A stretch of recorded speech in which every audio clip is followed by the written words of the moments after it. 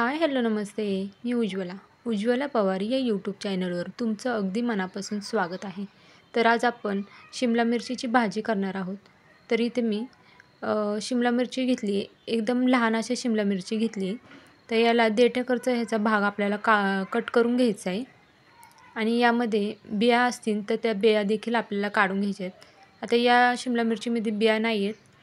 तुम्ही जर शिमला मिरची मोठी घेतली तर त्यामध्ये बिया असतील तर त्या बिया आपल्याला काढून घ्यायच्या आहेत आणि व्हिडिओमध्ये दाखवते त्या पद्धतीने आपल्याला हे कट करून घ्यायच्या आहेत. तर ही भाजी अगदी झटपट होते. तुम्ही टिफिनसाठी सुद्धा ही भाजी पटकन करून देऊ शकता किंवा संध्याकाळच्या जेवणामध्ये सुद्धा ही भाजी तुम्ही पटकन करू शकता. तर पाहू शकता या पद्धतीने आपण ही शिमला मिरची सर्व कट करून घ्यायची आहे.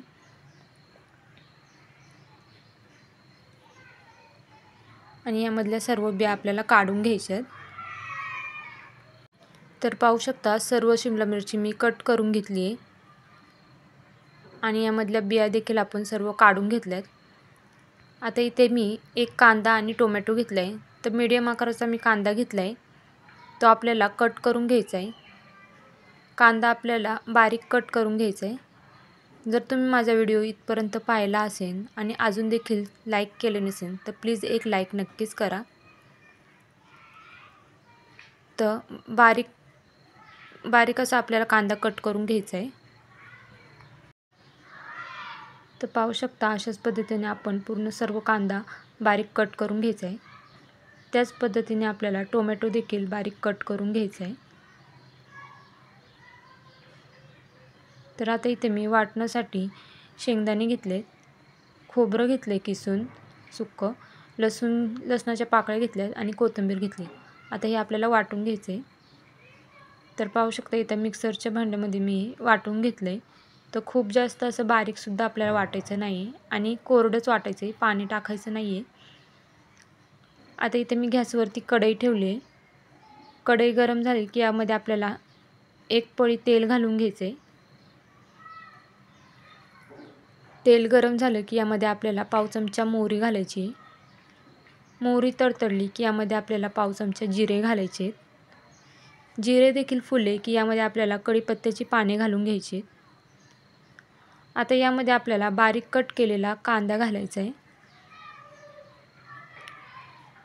आता कांदा आपल्याला 1 मिनिटभर परतून घ्यायचा आहे.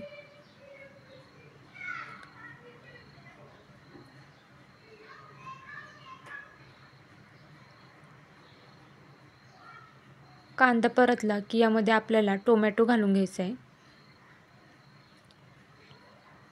तर इथं मी बारीक कट केलेला टोमॅटो यामध्ये घालून घेतला आहे.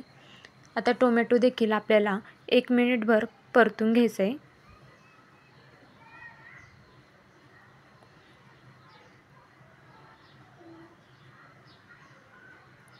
टोमॅटो परतला की यामध्ये आपण जी शिमला मिरची कट करून घेतली ती देखील आपल्याला तेलामध्ये 5 मिनटं परतून घ्यायची.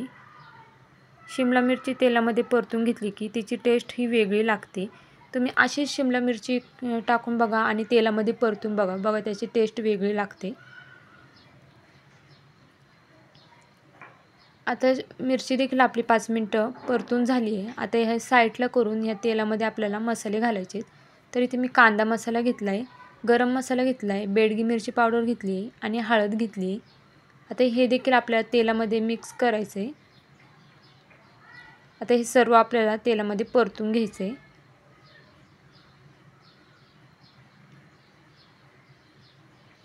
एक 2 ते 3 मिनटं आपल्याला हे परतून घ्यायचं आहे. आता यामध्ये आपण जो मसाला बारीक करून घेतला होता तो घालून घ्यायचा आहे. तो देखील आपल्याला 2 मिनिटभर परतून घ्यायचं आहे हे सर्व.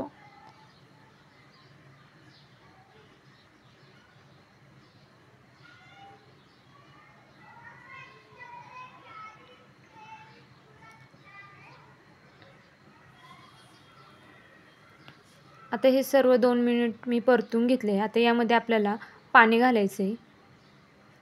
तर पाणी तुम्हाला भाजी कितपत पातळ घट्ट हवी त्यानुसार तुम्ही पाणी घाला.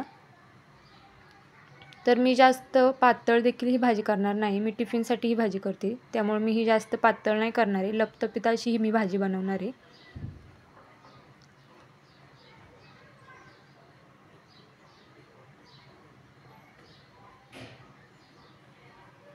तर इथे मी पाणी घालून घेतलं आहे. मला जितकं पाणी भाजी लागणार आहे त्यानुसार मी पाणी घातलं आहे.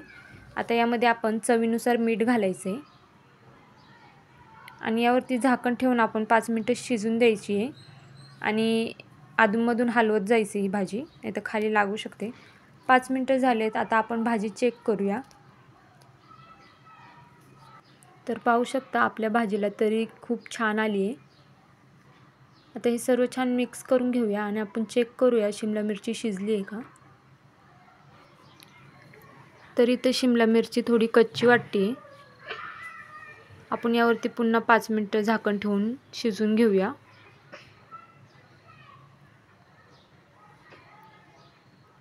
तर 5 मिनटं आपण आणखीन झाकण ठेवून शिजवून घेतली आहे. आता आपण भाजी चेक करूया शिजली आहे का. तर पाहू शकता किती छान अशी तरी आली आहे भाजीला. कलर देखील खूप छान आला आहे.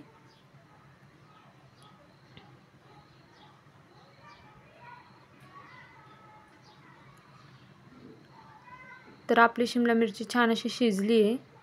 खूप जास्त शिजलेली नाही आवडत मला, म्हणून मी जास्त नाही शिजवली. तुम्हाला जर जास्त शिजलेली आवडत असेल तर तुम्ही आणखीन 5 मिनटं ठेवले तरीसुद्धा चालणार आहे.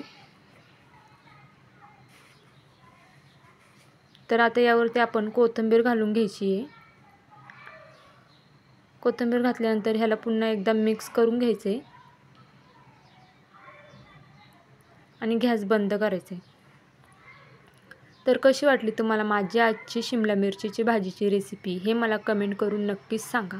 आणि तुम्ही माझे व्हिडिओ कुठून पाहताय हे देखील मला कमेंट करून सांगायला विसरू नका. तर भेटूया उद्या एक अशाच नवीन रेसिपीसोबत. तोपर्यंत सर्वांनी काळजी घ्या. बाय.